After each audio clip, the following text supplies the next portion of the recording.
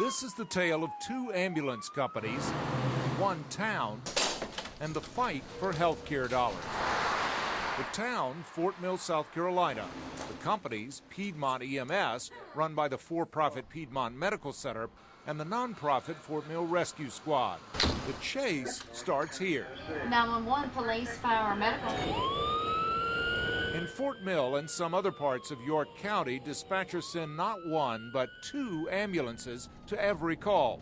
One Piedmont EMS, one Fort Mill Rescue. Listen.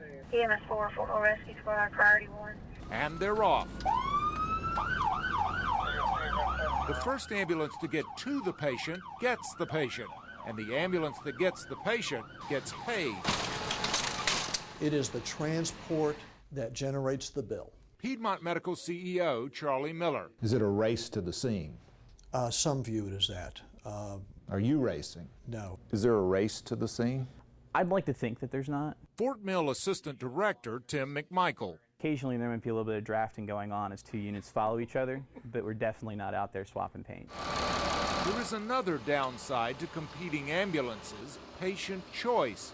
In this case, whether you as patient get to choose your emergency room. At Fort Mill Rescue, What do you say to that patient? Which hospital would you like to go to? Open-ended. Open-ended.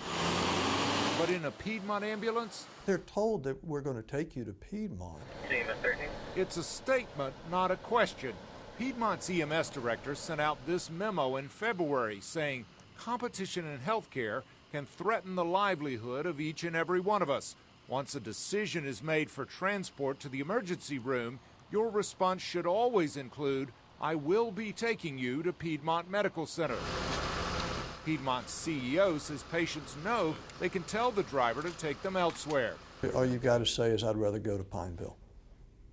If it takes more than 15 seconds, I'd be stunned. The I-team checked the numbers. In the last year, Piedmont EMS took 68% of their Fort Mill area patients to Piedmont Hospital.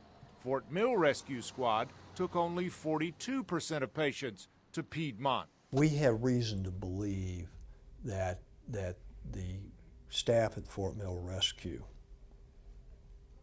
work hard at making sure that the patient goes somewhere other than here. And why? They view us as adversaries. I'd like to say that that perception is not accurate, but I do think that the enhanced competition that this area experiences may cause some animosity.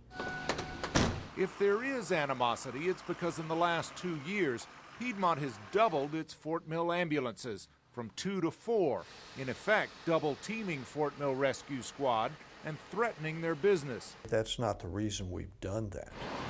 Miller says Fort Mill has boomed and Piedmont is simply keeping up with the calls. We're a business too, and yes, it is about market share, but also it's a need. We look at response times. The market share is not just for ambulance calls. If Piedmont Hospital treats the patient, they get more money. And at Fort Mill Rescue Squad, We have no vested interest in transporting patients to a particular facility. Piedmont is also hoping to raise its visibility while it competes for the rights to build its own hospital in Fort Mill. I think there is some marketing going on. Cotton Howell at York County's Emergency Management oversees the county's ambulance contract with Piedmont. We hear the comments occasionally that the ambulances are trying to beat each other there.